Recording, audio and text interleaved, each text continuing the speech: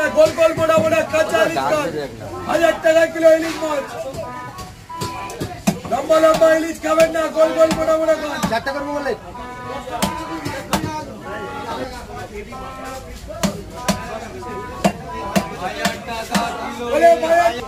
এদিকে আসুন, ভালো মাছ খেলে দেখে যান, ভালো ইলিশ খেলে দেখে যাবেন একবার।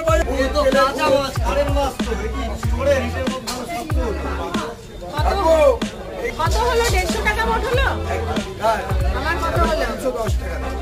300 310 না 300। আর আমাকে 200 টাকা দিচ্ছি এক্সট্রা, আমাকে 200 টাকা দেবে। চিংড়ি কি বেচে নিয়ে যাবে? আমি 500 দিচ্ছি। সব মাছ বেচে, চিংড়িতে মাছ